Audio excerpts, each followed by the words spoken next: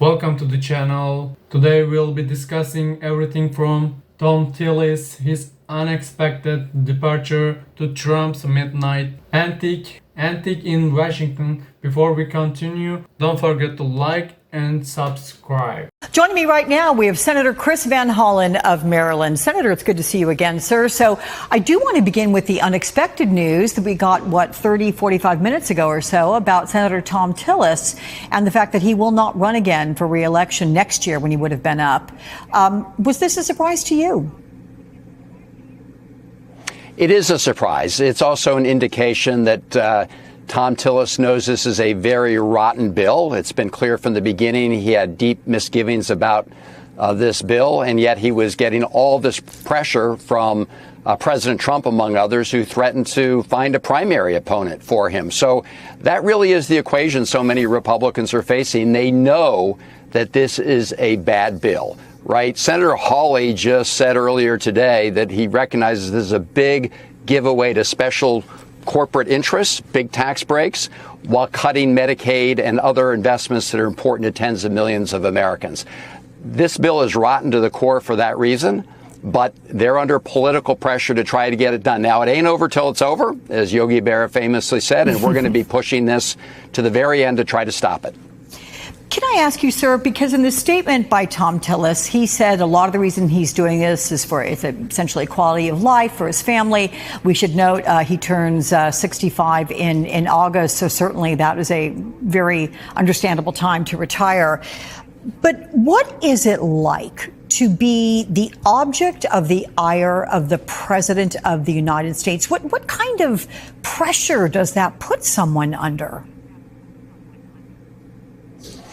Well, Alex, it's my view that if you want to be in the United States Senate, you have a responsibility to your constituents. You have a responsibility to the Constitution of the United States. But way too often these days, we see people essentially being a rubber stamp to Donald Trump because of his intimidation, because of his threats. And that warps the process. And this bill is the perfect example because it is a huge tax giveaway to billionaires and very wealthy people and big corporations at the expense of everybody else in America. And if all senators were really representing the people in their state, they would vote down this bill and vote it down big. Senator, I want to play something that we heard a short time ago from your Democratic colleague, Senator Chris Murphy. Here it is.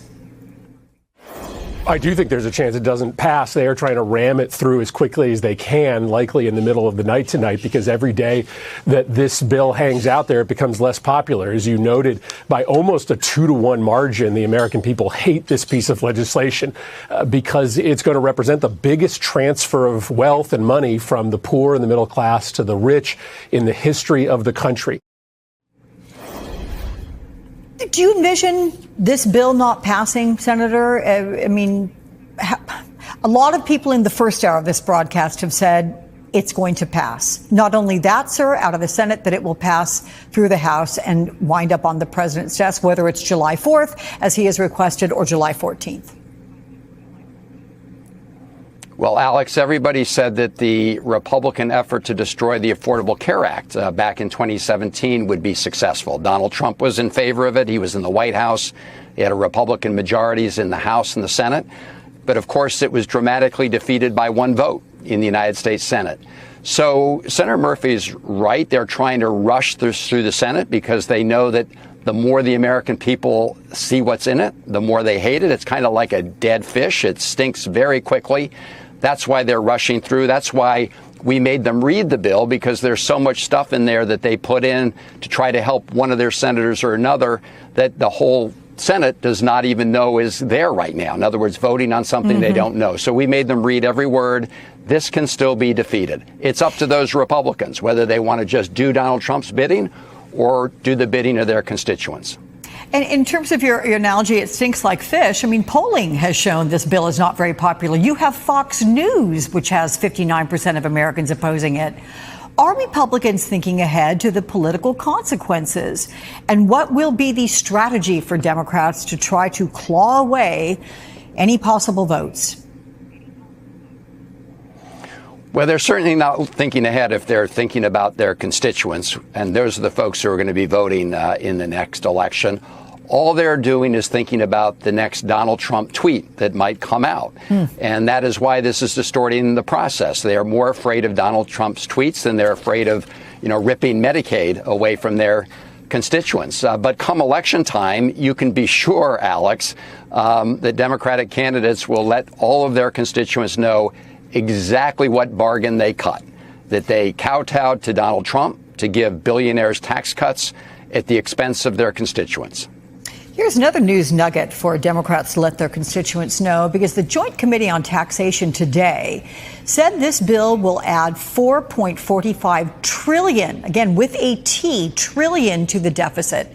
Is there any convincing Republicans, traditionally deficit hawks, by the way, to rethink this? Well, Alex, I'm glad you raised this because, they do pretend they care about the deficit, but everything they do shows that that's a big lie. As you said, CBO just came out with this score of the latest bill, over $4 trillion increase in the debt over the next 10 years. And by the way, Americans end up paying for that debt. It puts upward pressure on interest rates, which means mortgages get more expensive, car loans get more expensive. So once again, in order to cut tax cuts for the rich, they're putting, pressure on all their constituents and increasing costs. I do want to add they're also going to try to engage in a huge accounting fraud later today because they, the Republicans, are trying to change the rules to hide from the American people the fact that this will increase the deficit and debt by $4 trillion plus over the next 10 years. You'll be hearing a lot more about that later. Okay. There's another part of the bill, though, we can talk about now, and that is more money for immigration enforcement and border security. And here's again what Senator Murphy said about that. They are acting in a lawless manner every single day. They are not focusing on dangerous people. They are literally going to Home Depots. They are busting into people's private homes. They are targeting Latinos all over the country, whether they are undocumented or not. This isn't about trying to keep the country safer. So if and when, sir, this bill passes, can Congress at all control how this new infusion of money is used? Can the Senate work to make sure the administration keeps making broad immigration sweeps in this manner?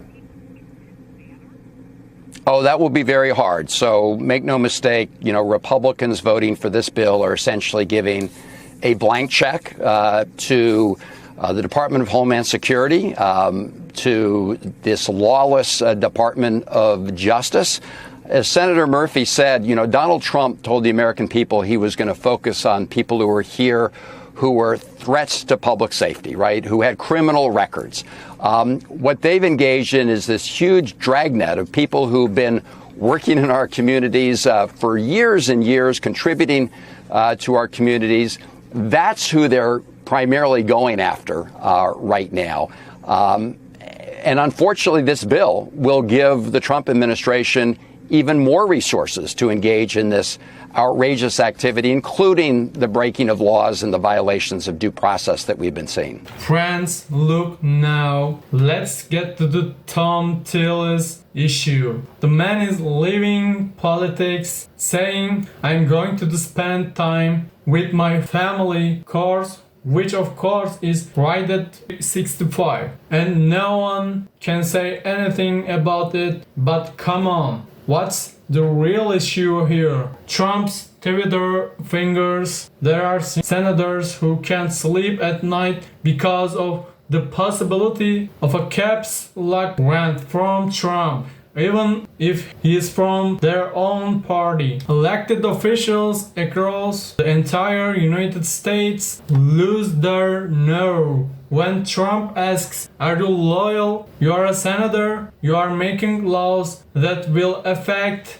the lives of millions of people, but all you're thinking about is whether Trump will throw someone at you in the primaries. Come on, where's the representative of the people story? If that's the case, become Trump's advisor, carry coffee in the Oval Office, it's better. Now, let's talk about rotten bill. They are calling it the corrupt legislation. Is it that obvious? They are handing out massive tax cuts to their billionaire friends, and who's left holding the bill? Of course, it's Medicaid, the middle class, and the working class. Remember, Trump was going to bury Obamacare in 2017. What happened? John McCain stood up and said no. That thumbs down vote sank the plan.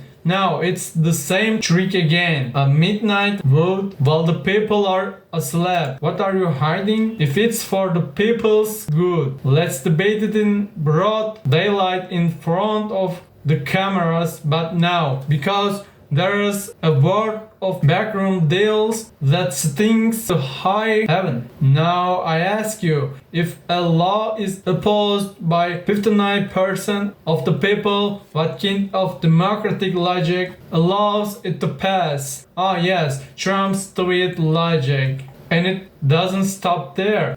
There's immigration aspect of this. More money, bigger rates, men have gone as far as Home Depot. I understand chasing criminals, but you are taking people who earn their bread in the neighborhood out of bed in the middle of the night. Is this security? Is this justice? Then they say law and order. To whom? To those who don't submit to them. This money will also go, and it will be used without regard for the law, according to Trump's whim. Meanwhile, the Republicans pretending to be deficit hawks. This law is adding $4 trillion in debt. Where is the austerity? Where is the fiscal discipline? Get real, friends. Write in the comments, do you think this so-called family values thing is really protecting families, or is it just protecting their own political dominance? Let's talk about it.